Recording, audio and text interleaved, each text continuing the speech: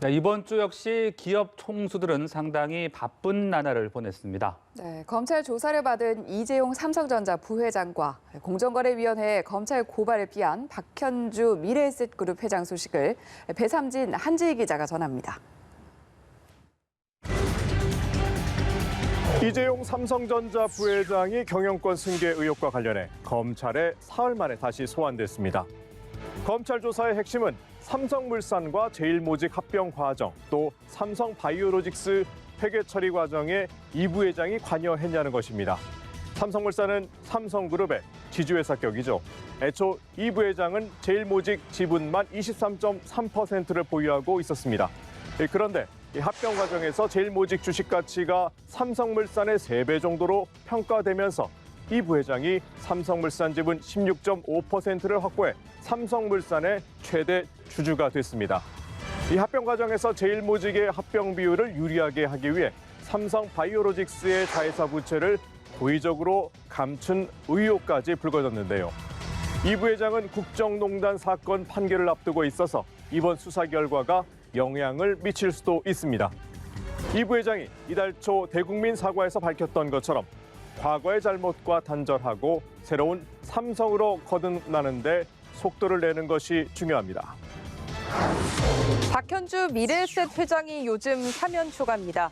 공정거래위원회가 미래에셋 11개 계열사와 미래에셋 컨설팅에 시정명령과 함께 과징금 43억 9천만 원을 부과했습니다. 박 회장도 시정명령을 받았습니다. 계열사들이 총수 일가가 지분을 가진 미래에셋 컨설팅이 운영하는 골프장과 호텔을 집중적으로 이용하게 하는 방식으로 일감 몰아주기를 했다는 겁니다. 박 회장은 검찰 고발 가능성도 거론이 됐는데 고발은 피했습니다. 박 회장이 위법 행위를 직접 지시했는지는 확인하지 못했다는 게 공정위의 설명입니다. 검찰에 고발될 경우 초대형 투자은행 인가를 받은 미래에셋 대우의 신사업이 자초될 수 있다는 관측이 나오기도 했죠. 하지만 박 회장 표정이 밝을 수는 없을 것 같은데요. 요즘 손을 댄 사업마다 시원찮기 때문입니다. 7조 원 규모의 미국 내 구급 호텔 15곳 매입 계획은 취소됐고 HDC 현대산업개발의 아시아나항공 인수에도 재무적 투자자로 나섰지만 인수가 성사될지가 불투명해졌습니다. 미래에셋 캐피탈을 주축으로 싱가포르의 항공기 리스 업체를 설립하려던 계획도 잠정 연기됐습니다. 코로나19 여파에 박 회장이 투자한 사업들의 수익이 떨어지며 유동성 위기까지 거론되는 상황인데 성공 여부는 좀 더 지켜봐야 되겠죠.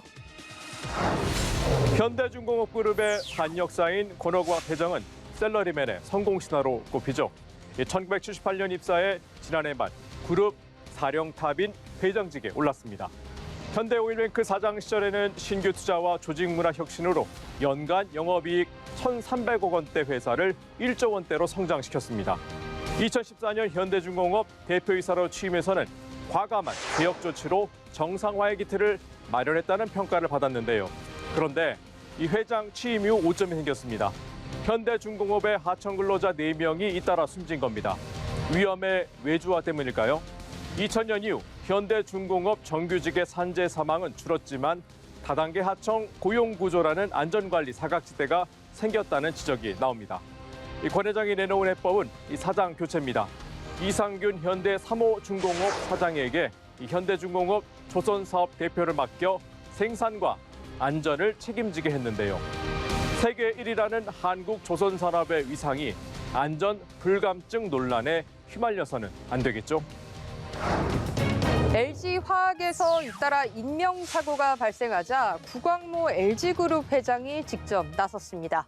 기업이 한순간에 무너지는 것은 경영 실적이 나빠서가 아니라 안전 환경, 품질 사고 등 위기 관리에 실패했을 때라며 근본적인 대책을 지시했습니다.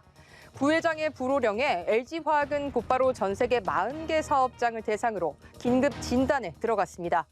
단기간에 조치가 어려운 공정과 설비에 대해서는 해결될 때까지 가동을 잠정 중단하고 안전이 담보되지 않으면 철수까지 고려하겠다고 선언했습니다.